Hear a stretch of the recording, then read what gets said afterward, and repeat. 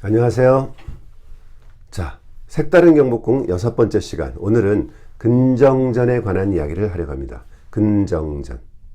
자, 얼마 전에 이미 세계적인 스타가 된 BTS의 공연이 경복궁 근정전을 배경으로 촬영이 되었습니다.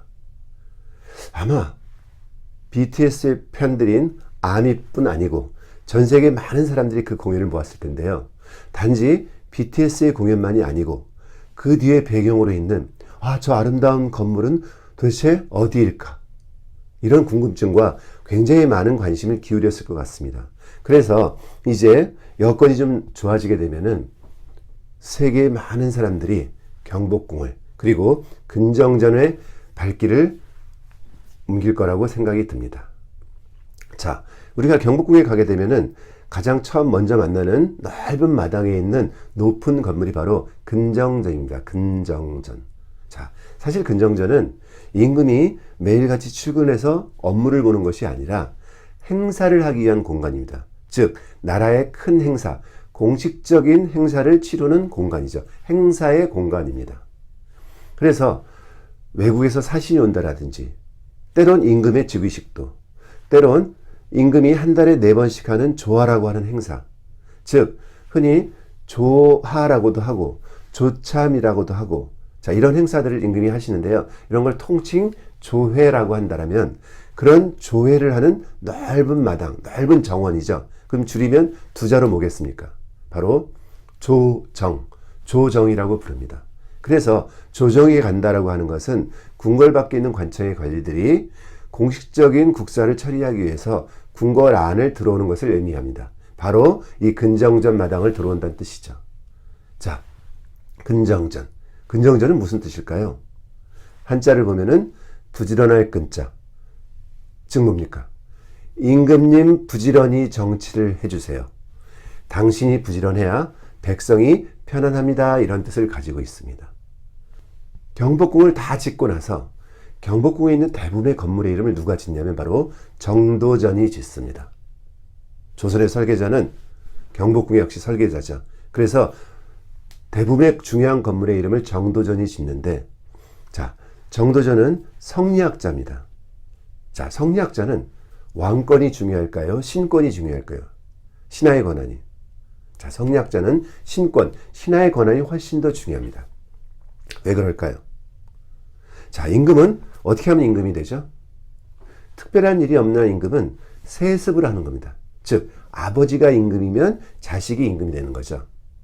자, 이 세습제도에 좋은 점이 하나 있습니다. 뭘까요? 정권 교체에 사회적 비용이 들지 않는다는 것이죠.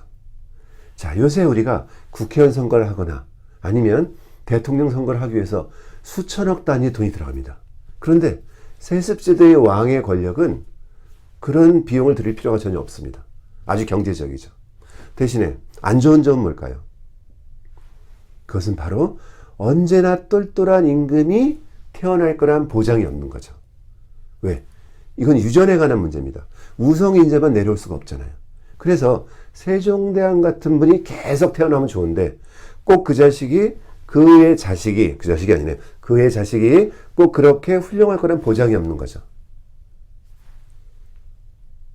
그렇다고 해서 조금 모자라고 부족한 사람이 임금이 됐어요. 쫓아낼 수 있을까요? 아니죠.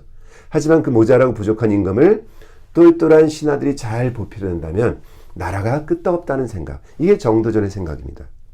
그래서 정도전은 이런 신하들이 중요하고 이런 신하들의 대표를 총재라고 불렀습니다. 자, 그렇다면 이 정도전 입장에서는 태조의 세자로서 누가 좋을까요? 이방원, 태조를 굉장히 많이 도와줬던 이방원 너무 컸죠. 굉장히 자기 말 잘 안 들을 것 같습니다. 굉장히 부담스럽습니다. 그래서 방석이 태자로 되는 것을 지지하는 겁니다. 어린 방석을. 그 다음에 뭡니까? 이제 왕자들이 가지고 있는 사병을 혁파해야 된다. 자, 고려 말이 뭐였습니까? 나라의 군대가 힘이 없고 오히려 사병을 많이 거느리고 있었던 최영이라든지 장군이 이성이라든지 이런 사람들이 힘을 가지고 나라를 움직여 갔죠. 그러니까 이걸 미연에 차단하고자 하는 거죠. 자, 좀 있으면 또 뭘 하겠습니까? 왕자들이 가지고 있는 땅을 또 뺏겠죠. 권문세가들이 가지고 있는 땅을 모아서 그것을 수거해서 백성들에게 나눠주는 것이 기본적인 정도전의 생각이니까. 자, 이 상황을 쭉 지켜본 이방원의 입장에선 큰일 났죠. 제 손발 다 차단되고 잘려나가게 생겼어요. 그래서 묻는 거죠. 야, 지금 정도전 뭐 하고 있냐? 아, 예, 저 건너편에, 경군 건너편에 남은이라는 사람 집에서 한 잔 먹고 했답니다. 가서 죽이는 거죠. 그리고 정도전이 살던 집터를 궁궐의 마구간으로 만듭니다. 더 이상 이 자리에서는 사람이 태어나지 말고 말똥 냄새나 풍기라는 거죠. 그래서 궁궐의 마구간 사복실을 만들어 버립니다. 그곳이 바로 현재의 종로구청, 종로소방서 고 일대 전체가 다 정도전의 집터였습니다. 혹시 지나가게 될 기회가 있으면 냄새 하나 맡아보세요. 말똥 냄새 하나. 자, 과거에는 이렇게 역적이 나오면 집을 없애서 연못을 만들거나 그래서 더 이상 대를 끊어버리는 거죠. 아니면 용도를 바꿔버립니다. 자, 어쨌든 이 정도전 입장에서 생각한 나라의 공식적인 행사를 하는 가장 중요한 공간의 이름을 뭐라고 줬습니까? 바로 근정전. 임금, 당신이 부지런히 정치를 해주세요. 당신이 부지런해야 백성이 편안합니다. 이런 뜻을 가지고 있습니다. 자, 그런데 이 얘기를 이렇게 하나만 던졌으면 정도전이 죽지 않았을 것 같습니다. 자, 우리는 3이라는 숫자가 되게 중요하죠. 꼭 뭔가 3번을 해야 되죠. 가위바위보도 꼭 3세판을 해야 되는 거고. 그렇죠. 그래서 정도전이 두 번째로 뭐라고 이야기를 하냐면, 자, 임금님, 제 이야기를 잘 들어주세요. 자, 주나라 때 문왕과 무왕이라는 사람은 밥 먹을 시간을 놓칠 정도로 열심히 일을 해서 백성들이 아주 행복하고 즐겁게 살았답니다. 명심하십시오. 이런 거예요. 그 얘기 뭡니까? 너도 밥 먹을 시간 줄여가면서 일을 하란 얘기죠. 아니, 임금인 나에게 내가 임금이 돼서 많은 여러 끼를 먹고도 싶은데 밥 먹을 시간 줄여가면서 일을 하니 기분이 살짝 나빠지기 시작합니다. 근데 기분이 살짝 나빠지고 있는데 여기에 결정타를 던지는 거죠. 자, 임금님, 부지런히 정치를 하시되, 자, 부지런하셔야 될 때 그냥 부지런하신 게 아니고 부지런해야 될 바가 무엇인지를 정확히 알고 부지런히 일하셔야 됩니다. 라고 얘기해요. 그게 뭐냐면 임금이 부지런하다고 하는 것은 임금이 새벽같이 출근을 하고 본인이 청소를 하고 야, 너희들 지금 종이 아껴 써라. 이런 소소한 일에 부지런한 뜻이 아니고 임금이 부지런해야 하는 일은 바로 훌륭한 신하를 만나고 훌륭한 신하를 찾아내고 그들이 제대로 정사를 꾸려나갈 수 있게끔 뒤를 보조하라는 뜻이죠. 그래서 얘기하는 거예요. 그냥 부지런해서는 안 되고 부지런해야 될 바가 뭔지를 정확히 알고 부지런히 일하셔야 됩니다. 자, 이쯤 되면 누가 임금일까요? 태조가 임금일까요? 정도전이 임금일까요? 바로 이 근정전에는 이러한 중요한 의미를 가지고 있습니다. 자, 그렇다면 우리에게만 근정전이 있을까요? 중국에도 있습니다.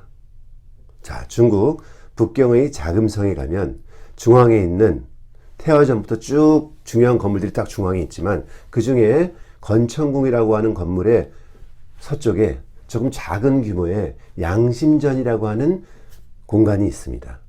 그래서 팍스 차이나 시대를 열었던 강희제, 옹정제, 건룡제의 130년이 최고의 중국이었고 그 중국에서 옹정제 시기부터 주로 황제들이 실제 진물을 보는 공간이 큰 규모의 건물이 아니고 아주 소박한 규모의 양심전이었고 그 양심전에서 아주 중요한 공간 중에 하나가 바로 근정친현전입니다.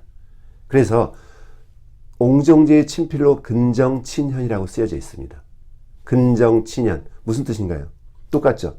부지런히 열심히 정치하고 친현 어지럽고 현명한 신하를 찾고 만나는데 노력을 해야 된다는 뜻이죠. 우리 정도전 선생이 선배니까 몇백 년 전에 먼저 있던 사람이니까 알려줬을까요? 자, 동양이 가지고 있는 정서는 이렇게 같습니다. 통하는 부분이 있는 거죠. 즉 최고의 권력자, 중국의 황제든 우리의 왕이든 그들이 어떤 태도와 자세로 백성을 대하는지 어떤 태도와 자세로 정치를 하고 업무를 처리하고 일을 해야 되는지를 보여주는 근정과 근정친현. 자, 같은 의미를 가지고 있습니다. 자, 이렇게 본다면 근정전은 더 이상 건물의 이름, 건물의 네임이 아닙니다. 자, 행사를 하는 공간이니까 그냥 강당이라고 하면 되겠죠. 그런데 우리가 굳이 근정전이라 이름 붙인 것은 그 안에 계신 임금이 어떤 철학과 생각을 가지고 살아야 되는지를 표현하고 있는 것입니다. 그래서 근정전은 더 이상 경복궁에 있는 중요한 행사의 공간의 네임, 이름이 아니고 바로 경복궁의 스피릿, 바로 정신인 것이죠. 이제 근정전은 형식, 건물과 건물의 외관을 의미하는 것이 아니라 바로 경복궁 전체를 상징하는, 그리고 즉 그것은 조선이라고 하는 나라를 상징하는 조선의 스피릿, 조선의 정신과 철학으로 불려져야 되고 그렇게 생각되어야 합니다. 자, 오늘은 경복궁의 근정전이 가지고 있는 철학적 의미와 정치적 배경을 돌아봤고, 자, 다음 시간에는 우리 근정전이 가지고 있는 미술적, 건축적 혹은 안의 구성과 배치, 이런 문제를 외관을 중심으로 한번 경복궁의 근정전을 돌아보겠습니다.